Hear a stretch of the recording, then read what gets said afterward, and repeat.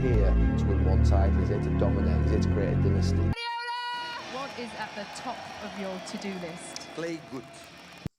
Ordinary face-off in the Bundesliga slowly grew into the greatest rivalry between two managers in football's history. Both sides refused to back down, and each was the first and only manager to defeat the other more than 10 times in 30 meetings. There's another hot and trending debate in the media, and this time it isn't about Ronaldo and Messi, but about two magnificent managers, Klopp and Pep Guardiola. The race to be the next football's greatest manager of the coming decade is definitely in the hands of those two. Will it be Pep who emerges the victor, or will it be Jürgen Klopp? Guardiola took over from Jürgen, who was actually coaching Bayern for the third time. Guardiola was smart, hardworking, and skillful as a player, and he was known for his creativity and ability to read the game well. He played as a central defensive midfielder positioned in front of his team's defense, so Guardiola could also play in more attacking midfield roles when needed, earning him 16 trophies in total as a player, finishing as one of the silent legends of the game. Jürgen was first sacked after he won just 4 of the opening 12 games of the 1991 season. After a 2-year break from football, he returned as Bayern Munich's caretaker manager and reigned from April 28th to June 30th, 2009, before leaving for Bayer Leverkusen. His third managerial appointment was from 2011 to 2013. On January 16, 2013, Bayern Munich announced that former Barcelona coach Pep Guardiola would take over from Jürgen at the end of the season. The club's general manager Uli later said that Jürgen, who didn't choose to leave, but the club just wanted to bring in Guardiola. He was better. Although the club said in a press release that Jürgen was retiring after his contract ended, Jürgen himself said he wouldn't decide about his future until the season was over. Jürgen was impressive for Bayern and smashed almost all records before Pep's actual appointment. On February 23, 2013, Jürgen played his 1,000th Bundesliga game, counting both his time as a player and a manager. This made him the person with the second most appearances in Bundesliga's history. How could you replace him? Champions League, Jürgen thrashed Barcelona 7-0 in aggregate to advance into the finals against Borussia Dortmund, whom they beat 2-1 at Wembley to claim the trophy that year. Jürgen also won the 2013 DFB Pokal final against VfB Stuttgart, and he helped Bayern become the first German club to not only win the treble, but consisting of all 3 major trophies in one season: the domestic league, the domestic cup, and the European Cup. Bro, after coming back from the winter break, Bayern Munich dropped only 2 points in the second half of the Bundesliga season, winning 14 matches in a row starting in January. They were confirmed as champions on April 6, 2013, and that's the earliest any team had ever won the Bundesliga. I mean, Jürgen had also set several records last season, including the most points in a season at 91, the biggest lead over the second place team at 25 points, and most wins in a season at 29. The longest win streak of a German team at 14 games, most clean sheets at 21, best goal difference of +80, fewest goals conceded at 18. I mean, they scored in every game and they only lost 1 time during the whole campaign.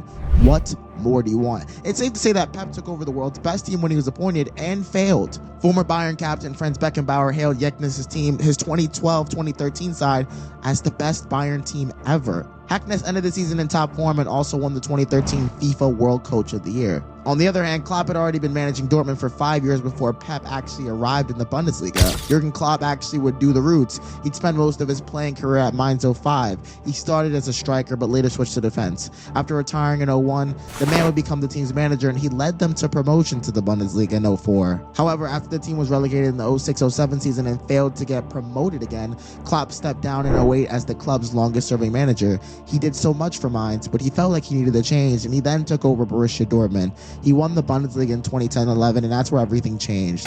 Klopp made himself a name on world football stage, and he led the team to their first ever domestic double in a record-breaking season. Well done, Jürgen. When you would guide Dortmund to the UEFA Champions League in 2012-2013, that's when I saw you as a kid, literally sitting there eating my shrimp, wondering when would you get your next call-up, your next senior move as a manager. In their first ever meeting on July 27, 2013, Jürgen Klopp gave Pep Guardiola a tough introduction to German football. He'd get him back though, but it was the season opening, the DFL Super Cup. What a way to start your season, and Pep Guardiola was hoping to win his first ever trophy, kiss the trophy as the Bayern boss, but Klopp wasn't having it. While Klopp was ready to prove to Guardiola that he was not going to walk through German football like the man did in Spain. Battle line drawn between the two managers, the referee blew the whistle, and the game started. It didn't take long before it became obvious this was the start of yet another major football rivalry. Marco Reus scored twice, and Ilkay Gundogan, who later became a key player for Guardiola at City. He netted the winning goal, leading Dortmund to a 4-2 win over Guardiola's Bayern. Robben scored twice for Bayern in the loss, but it wasn't enough. The thrilling match would set the stage for an intense rivalry between the two teams, and it opened the scores for both managers. Klopp led Guardiola 1-0. A tough lead, but there's still so much to go. Guardiola humiliated Dortmund 3-0 in front of their home fans in Signal Iduna Park in their second meeting, and this was the first league match of the 2013-14 season, just for Guardiola to have the equalizer against Klopp. He was just starting. Klopp was offended and wanted to take his revenge. He wanted Guardiola to feel the same way, the same shame the man felt that day, and he wanted Guardiola mocked. And what better time to do that in their second league meeting? Dortmund wasn't playing that day.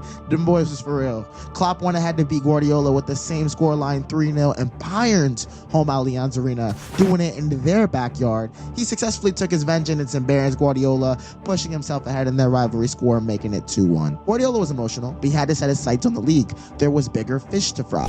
Despite Klopp's efforts, Guardiola led Bayern Munich to league glory that year. He finished 19 points ahead of second place Dortmund to win the league, and Pep won the league in Germany in his first year. But that wasn't all for their rivalry that season. Bayern and Dortmund then faced each other in the DFB Pokal final, and it was yet another time for the managers to prove who the best is. The regular 90 minutes ended 0-0, but Iron Robben, the Iron Robben, man, would score in the 107th minute to give Bayern the lead, but Thomas Muller added another goal in the 121st minute. This clinches the win, and that pretty much destroyed Dortmund on the day, and it gave Guardiola the celebration over Klopp in that year, and he celebrated for sure over that man. The win completed Bayern's domestic double that season, establishing their dominance in the Bundesliga. At the same time, it set the score between the two managers in individual matches to 2-2. The following 2014-2015 season, Bayern Munich easily won the Bundesliga, while Borussia Dortmund had a tough time, finishing 7th place. However, Klopp still made an impact in that season. Klopp had a problem with Guardiola, beating him 2-0 in their previous encounter in the DFB Pokal final. As always, he responded by beating Guardiola when they met for the 5th time in the Super Cup final,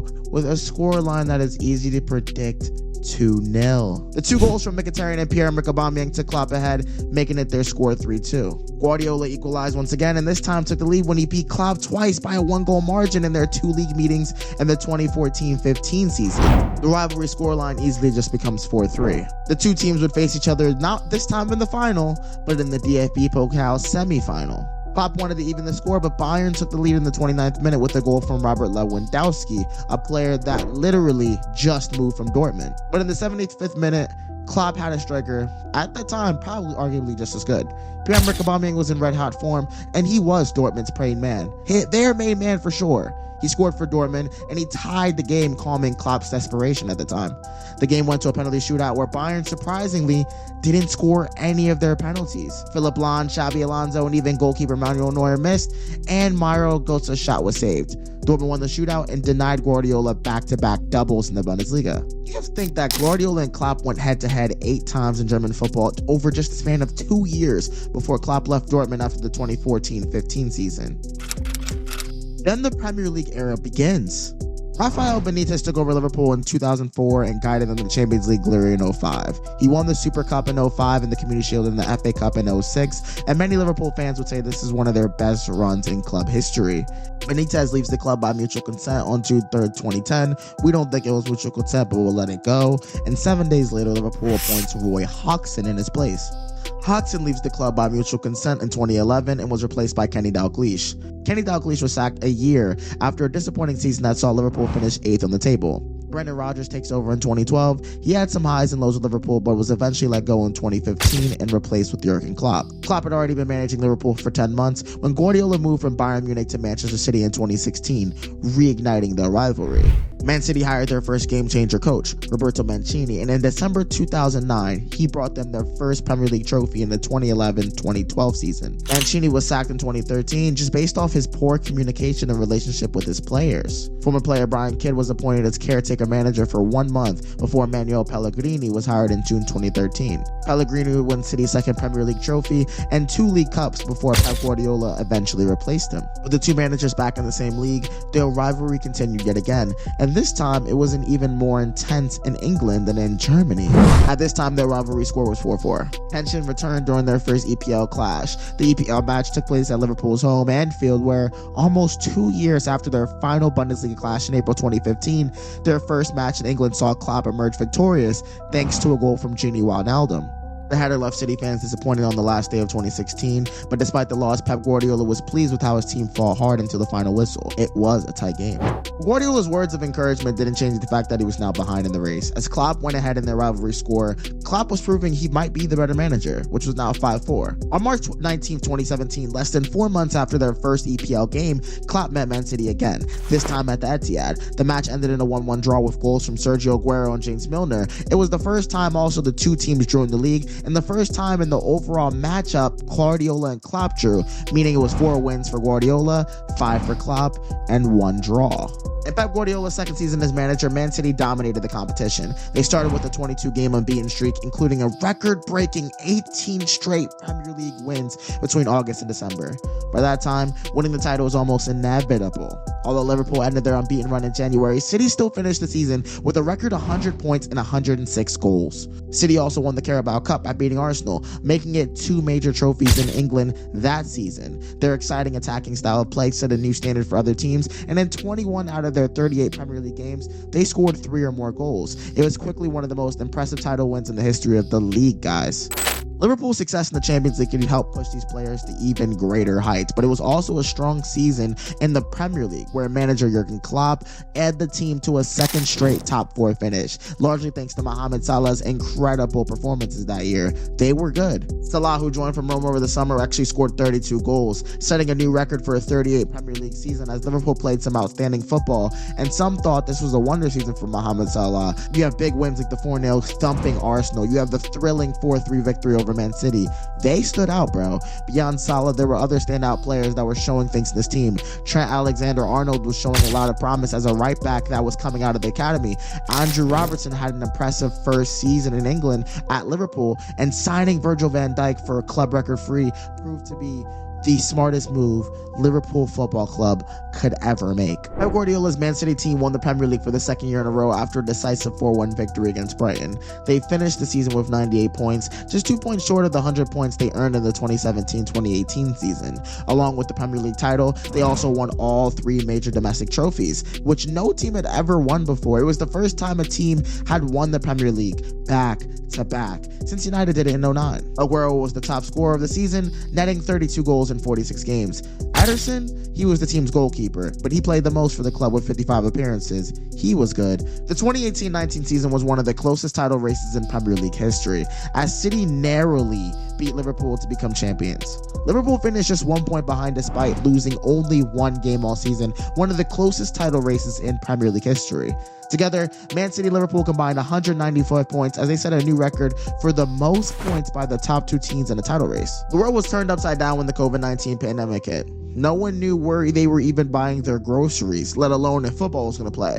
The lockdown impacted every part of life, including football. However, after a 3-month break, the Premier League resumed, and some teams came back even stronger than before. During the lockdown, an interesting change was allowed to make teams make 5 substitutions during a game, along with the addition of water breaks. In the 2019-20 season, Man City scored 102 league goals, making it the 5th time they've scored 100 or more goals in a season, which is an English record.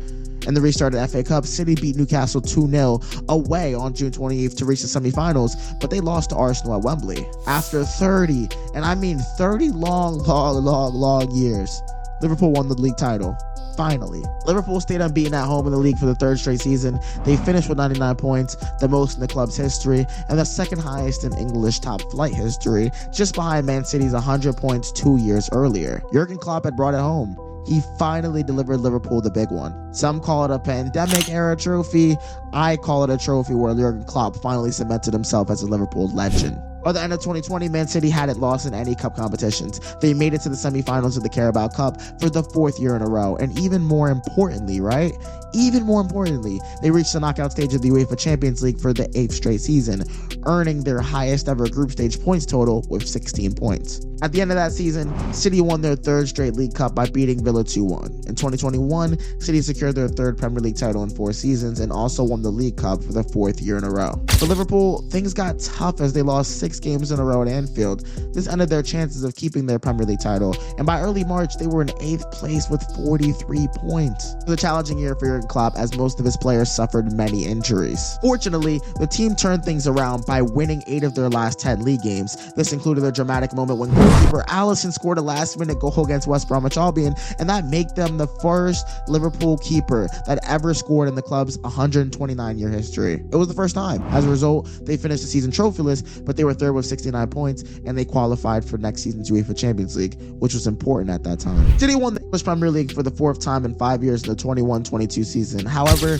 this was their only glory for the entire season. They were knocked out by Madrid in the Champions League semifinals, and again in the FA Cup semifinals. They sadly lost the EFL Cup to West Ham on penalties as well. And Pep wasn't happy, even though they won the league. Jürgen Klopp and his team finished 2nd in the Premier League. They lost the title to City by just 1 point. Again, they also reached another UEFA Champions League final, and they lost 1-0 to Madrid, but they managed to win 2 domestic cups that year. The 22-23 season arrives, and even though they lost the Community Shield 3-1 to Liverpool, 2023 was City's best ever year as a club. City won all 5 major trophies, becoming the first English club to win the Premier League, the FA Cup, the UEFA Champions League, the UEFA Super Cup, and the FIFA Club World Cup in just a span of 12 months. If you're a City fan, a youth in this time, you're lucky, bro. That season saw City striker Erling Haaland finish 2nd in Ballon d'Or rankings, and honestly, he should have won the Ballon d'Or that year. What more did he have to win?